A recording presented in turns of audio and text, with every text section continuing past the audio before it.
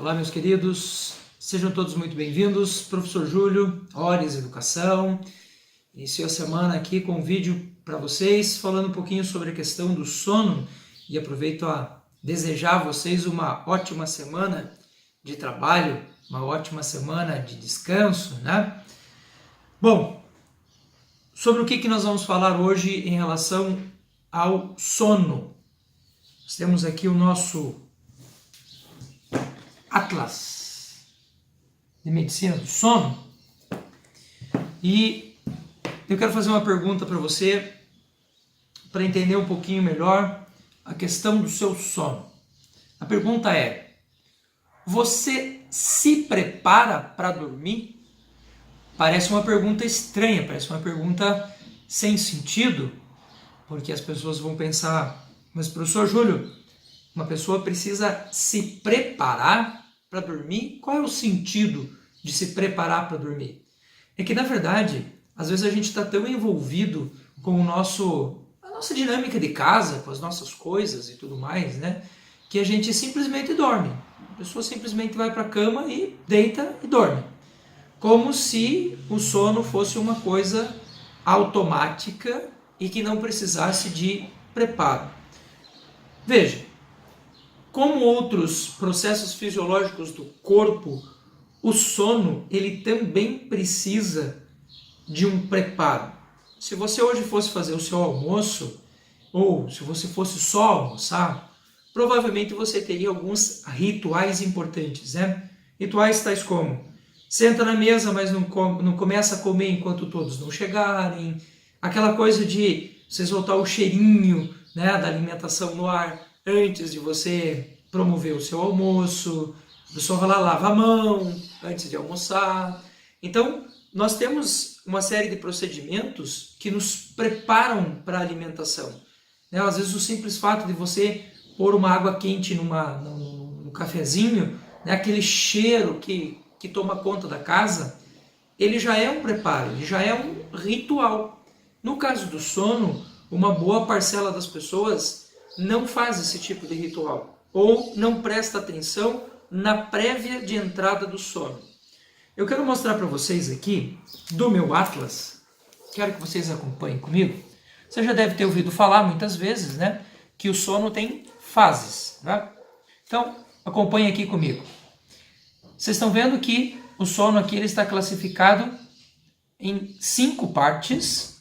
Na verdade, uma delas, que é o W aqui, não conta, porque são estados de despertar noturno, mas que fazem parte, né, do processo do ciclo do sono. Aqui nós temos a fase N2, uma fase que dura bastante tempo, 50% do sono. Nós temos aqui o chamado sono REM, né, que dura ali cerca de 25%. E nós temos a fase N3, que dura cerca de 15%. Aqui, nesse pedacinho amarelinho, nós temos aqui a fase N1, que dura cerca de 5% do sono. Professor Júlio, por que você está mostrando para a gente todas essas fases do sono? Você vai ver que se a gente for comparar em termos de quantidade, a fase N1 é uma fase muito pequena do sono, 5% do sono. O problema é que a fase N1 é a fase que vai determinar como é que todos os outros ciclos vão funcionar. Você imagine, por exemplo, que você hoje entrou no seu quarto, quando você abriu a porta, você teve a impressão de que viu uma aranha correr para dentro do seu quarto. A impressão. O que você vai fazer? Você vai virar todo o seu quarto, porque ninguém vai dormir com uma aranha dentro do quarto, né? Mas você bateu as cobertas, levantou o colchão, mexeu nas roupas e nada de encontrar a tal da aranha. Eu pergunto para você, como é que você vai dormir esta noite? Pois é, provavelmente você não vai dormir bem. Talvez você até adormeça, mas é bem provável que você não consiga dormir bem. Por quê? Porque você entrou na fase N1 do sono de maneira incorreta. Por que incorreta, professor? Porque seria correto se nós estivéssemos lá na natureza e esse perigo fosse extremamente real e aí você ficasse em alerta.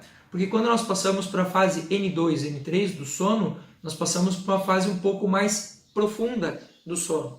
Então o nosso corpo também fica muito mais inerte e por consequência disso, nós ficamos numa condição muito mais vulnerável, né? Por isso, inteligentemente, quando você entra errado nessa fase N1 ou quando você entra tenso nessa fase N1, o seu corpo não vai deixar você dormir naquele dia.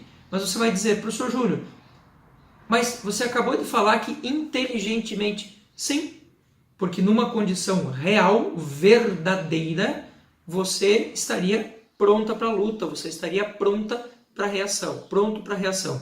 Por que eu disse errado? Porque na vida que nós levamos hoje, nós não temos mais esse tipo de perigo, ou pelo menos não o temos com mais tanta constância, né?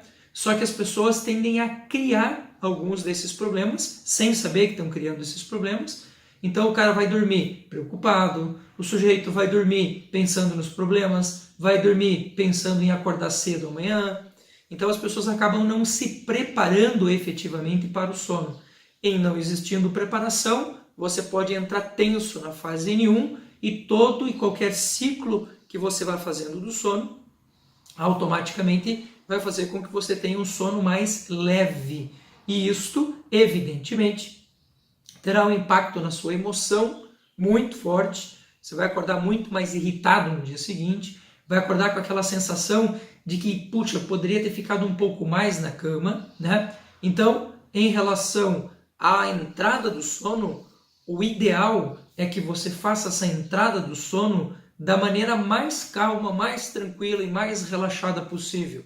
Por isso, eu indico sempre, vai dormir, não leve para sua cama, escute bem o que eu estou te dizendo, não leve para sua cama livro, tablet, celular, preocupação, nada que possa atrapalhar você na entrada do sono. Para vocês terem ideia, eu tenho feito muito trabalho de hipnose e muito trabalho de meditação na entrada do sono, e quando eu entro com a hipnose, que é um estado, né, de preparação em que a gente não foca em absolutamente nada, no meu caso, eu tendo a dormir muito mais tranquilo. Se eu entrar no meu sono em meditação, ou seja, a minha atenção está concentrada em alguma coisa, o meu estágio do sono, eu já percebi isso e eu já usei inclusive o actígrafo, né, que é esse aparelhinho que mede a nossa entrada do sono e quantos por cento a gente passa num tipo de sono ou em outro. Eu percebo que quando eu entro no sono em meditação, o meu sono profundo diminui significativamente. Por isso, o ideal é entrar no sono tranquilo, sossegado. Se for fazer meditação, faça antes de você estar se preparando para dormir. Beleza? Tranquilo? Então, vamos se preparar para dormir, vamos cuidar dessa entrada do sono, para que a gente tenha uma boa entrada no sono e, por consequência disso, a gente tenha um bom ciclo de sono, ou bons ciclos, né? Porque esses ciclos se repetem de 6 a 7 vezes aí por noite, tá bom? Grande abraço a todos, até o próximo!